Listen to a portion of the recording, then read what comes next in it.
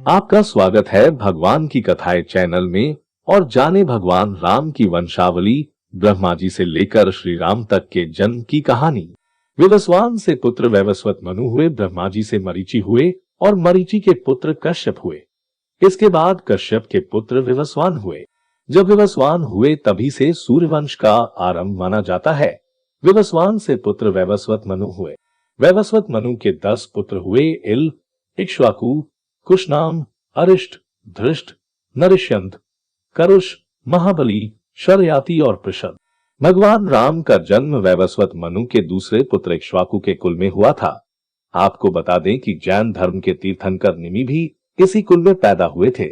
अयोध्या नगरी की स्थापना इक्ष्वाकु के समय ही हुई। इक्ष्वाकु से सूर्यवंश में वृद्धि होती चली गई। इक्ष्वाकु वंश में कई पुत्रों का जन्म हुआ, जिनमें विकुक्षी, निमि और दंडक पुत्र शामिल हैं। समय के साथ धीरे धीरे यह वंश परंपरा आगे की तरफ बढ़ती चली गई, जिसमें हरिश्चंद्र, रोहित, वृष, बाहु और सगर भी पैदा हुए। अयोध्या नगरी की स्थापना इक्ष्वाकु के समय ही हुई। इक्ष्वाकु कौशल देश के राजा थे, जिसकी राजधानी साकेत थी, जिसे अयोध्या कहा जाता है। रामायण में गुरु वशिष्ठ ने राम के कुल का विस्तार पूर्वक वर्णन किया है।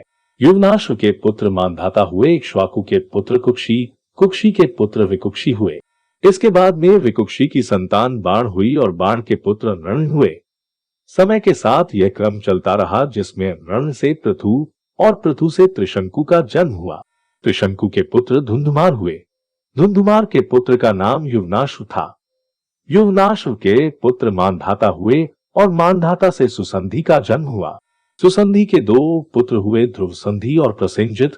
ध्रुव संधि के पुत्र भरत हुए। दिलीप से प्रतापी भगीरथ पुत्र हुए। भरत के पुत्र असित के होने के बाद फिर असित के पुत्र सगर का जन्म हुआ। सगर अयोध्या के सूर्यवंशी पराक्रमी राजा थे। राजा सगर के पुत्र असमंज हुए। इसी तरह से असमंज के पुत्र अंशुमान हुए। फिर अंशुमान के पुत्र दिलीप हुए। दिलीप से प्रतापी भगीरथ पुत्र हुए, जो मां गंगा को कठोर तप के बल पर पृथ्वी पर लाने में सफल हुए थे। भगीरथ के पुत्र ककुत्स्थ हुए और ककुत्स्थ के पुत्र रघु का जन्म हुआ। दशरथ ने 4 पुत्रों को जन्म दिया। रघु के जन्म होने पर ही इस वंश का नाम रघुवंश पड़ा, क्योंकि रघु बहुत ही पराक्रमी और ओजस्वी नरेश थे। रघु से उनके पुत्र प्रवृद्ध हुए। प्रवृद्ध से होते होते कई वंश चलते गए, जिसमें नाभाग हुए। फिर नाभाग के पुत्र अज हुए। अज से पुत्र दशरथ हुए और दशरथ अयोध्या के राजा बने। दशरथ ने 4 पुत्रों को जन्म दिया, भगवान राम, भरत, लक्ष्मण और शत्रुघ्न। इस प्रकार भगवान राम का जन्म ब्रराजी की 67 पीढ़ियों में हुआ। कमेंट में जय श्री राम लिखे और मुझे सपोर्ट करे। लाइक और सब्सक्राइब करना ना भूले।